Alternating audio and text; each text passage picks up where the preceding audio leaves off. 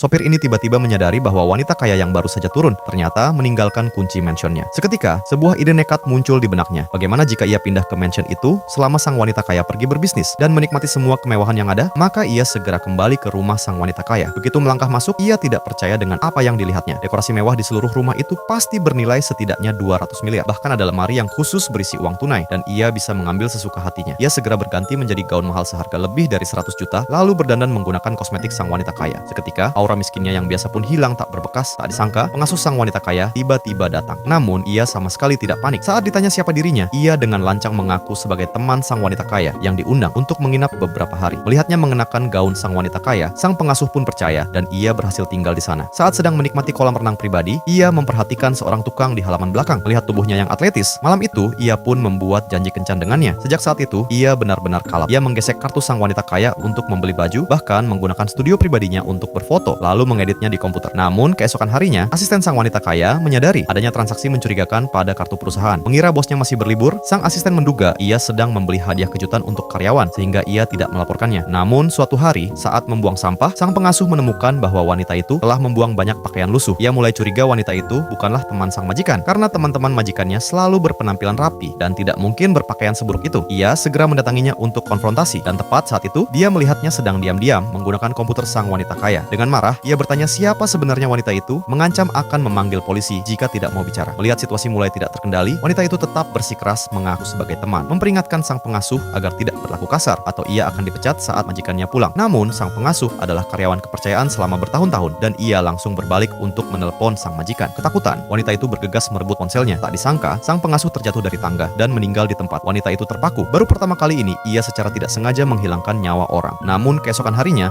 ia sudah kembali tersadar dan melanjutkan hidupnya yang mewah seolah tidak terjadi apa-apa. Ia bahkan memposting foto-fotonya di media sosial perusahaan sang wanita kaya karena sang wanita kaya adalah CEO dari sebuah grup media. Tidak butuh waktu lama sebelum ia menjadi terkenal. Namun, tepat saat itu, bawahan sang wanita kaya datang ke mansion untuk mengecek apakah sang pengasuh bermalas-malasan. Ia mendapati sang pengasuh tidak ada, tidak bisa dihubungi, dan rumah dalam keadaan berantakan. Ia membuka ponselnya dan terkejut mendapati seseorang memposting foto orang asing di akun perusahaan. Ini bukan bagian dari pekerjaan hari ini. Ia bertanya kepada sang wanita kaya, apakah ia yang mempostingnya sendiri? Setelah mendapat jawaban tidak, sang asisten memintanya untuk segera pulang karena ada yang sangat tidak beres di rumah. Setelah nyaris ketahuan, wanita itu tidak pergi meninggalkan mansion. Justru ia memutuskan untuk melakukan sesuatu yang lebih nekat. Ia menggunakan media sosial sang wanita kaya untuk mengundang pacarnya datang. Kebetulan, pasangan itu sedang dalam masa diam-diaman. Sang pacar tidak tahu bahwa kekasihnya sedang berlibur, mengira ia diundang untuk berbaikan. Ia segera datang, hanya untuk menemukan seorang wanita asing di dalam rumah. Namun mendengar bahwa ia adalah teman sang wanita kaya, ia menurunkan kewaspadaannya dan mulai mengobrol. Tak lama kemudian, sesuatu yang tidak seharusnya terjadi juga.